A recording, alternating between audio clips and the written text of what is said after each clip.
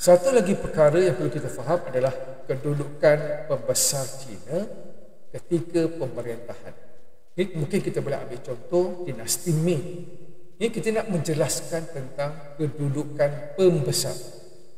Apa yang dikatakan sebagai kedudukan pembesar? Itu di mana beradanya pembesar itu. Dari segi kedudukannya, iaitu jawatannya dan fungsi atau peranan yang dimainkan.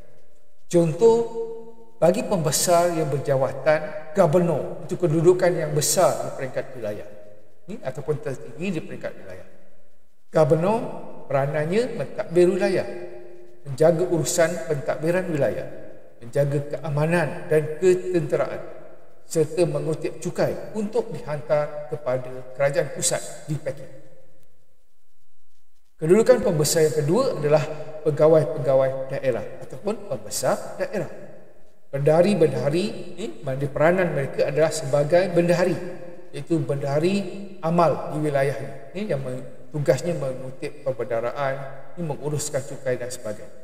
Jadi satu lagi, pegawai daerah ini juga merupakan hakim, ketua hakim, yang mengawal undang-undang jenayah dan bidang kuasa rayuan di peringkat daerah.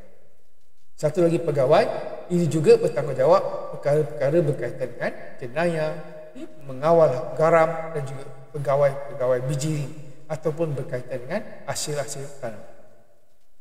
Satu lagi adalah pegawai yang dipanggil Tao Tai. Itu pegawai yang ditugaskan di kawasan khas untuk membantu raja dalam pemerintahan dan pentadbiran. Yang satu lagi adalah ketua jabatan.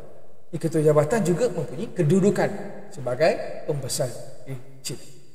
Tugasnya adalah memainkan peranan sebagai pentadbir jajah. Dan kalau kita lihat dari segi kedudukan itu, Maharaja China telah mewujudkan, misalnya semasa dinasti Ming, Maharaja Ming telah mewujudkan 15 wilayah dan membentuk jawatan pembesar seperti wilayah diketuai oleh seorang gubernur, daerah terdiri pada ketua bendahari dan juga ketua hakim. Di kawasan-kawasan daerah bawah daripada daerah ataupun lingkungan yang lebih besar yang dipanggil lingkungan ataupun provinsi yang lebih luas dipanggil Tao Tai. Ini itu kawasan-kawasan khas yang diwujudkan oleh Maharaja untuk mentadbir urus kawasan tersebut. Ini kawasan-kawasan yang diberi peruntukan khas kepada pegawai ini yang dipanggil Tao Tai. Dan yang keempat adalah ketua jajahan atau ketua pentadbir yang mentadbir jajahan. Jadi ini 4 bentuk jawatan pembesar. Ini yang menunjukkan kedudukan dan peranannya dalam pemerintahan, khususnya semasa dinasti Ming. Ini kita ambil contoh dalam dinasti Ming. Jadi semasa dinasti Ming ini, bagaimana kedudukan pembesar itu ditentukan oleh Maharaja adalah berdasarkan kepada sistem peperiksaan awam. Ini yang menjadikan ajaran klasik Confucius sebagai elemen utama. Dan mereka yang ingin memasuki peperiksaan perlu bermula daripada peperiksaan tempatan. Ini daripada daerah, negeri sampailah ke peringkat pusat di Maharaja. Ini di istana Maharaja. Jika mereka lulus akan memasuki peringkat seterusnya. Ini daripada kampung tadi pergi mewakili daerah, wilayah dan sebagainya peringkat negeri. Dan mereka yang lulus peperiksaan awam akan diserap menjadi pembesar di China. Itu cara bagaimana pembesar itu dipilih. Ini berdasarkan kepada kejayaan mereka dalam menduduki peperiksaan awam China. Jadi mereka ini dipanggil golongan terpelajar ataupun sarjana. Dia mempunyai darjat yang paling tinggi dari segi hierarki masyarakat. Di golongan ini dipilih oleh pegawai kerajaan berdasarkan tahap peperiksaan awam yang mereka lulus. Ini peperiksaan ini bertujuan memilih golongan sarjana yang layak memegang jawatan pegawai dalam perkhidmatan kerajaan.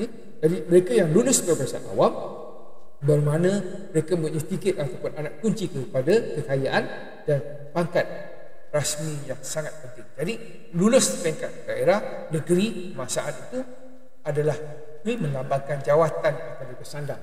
Ini jika mereka lulus di setiap peringkat tersebut. Dia lebih tinggi kelulusan itu, mereka akan mendapat jawatan yang lebih besar dan mereka akan berkhidmat untuk Maharaja.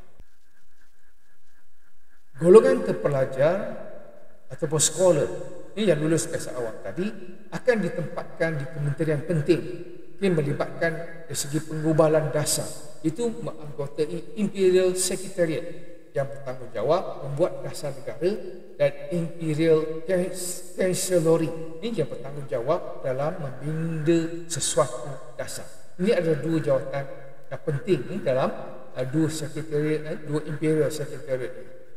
Jadi pemilihan pembesar lebih mementingkan pendidikan Confucius berbanding dengan mereka yang mempunyai latar belakang ketenteraan. Jadi golongan tentera menjadi pendukung kepada kewujudan dan kedudukan seseorang maharaja. Satu lagi ciri besar seorang pembesar itu dalam melaksanakan amanah, iaitu mandat dari syurga, maharaja amat bergantung kepada kekuatan angkatan tentera. Oleh itu, jawatan ketua tentera sering mendapat tempat istimewa dalam kerajaan. Jadi sejak sekian lama, pasukan tentera bertindak sebagai sebahagian daripada sistem pentadbiran dan pemerintahan Maharaja Cina pada waktu ini. Jadi selain daripada kalangan tentera, pembesar wilayah juga dilantik dalam kalangan bijak pandai ataupun sekolah ataupun jentera. Jadi dasar ini dilaksanakan di peringkat wilayah oleh pembesar bawahan dalam jabatan hal ehwal negara. Mereka akan berperanan mengikut fungsi 6 jabatan seperti jabatan kaki tangan, jabatan upacara, jabatan tentera, jabatan kehakiman dan juga jabatan kerja awam.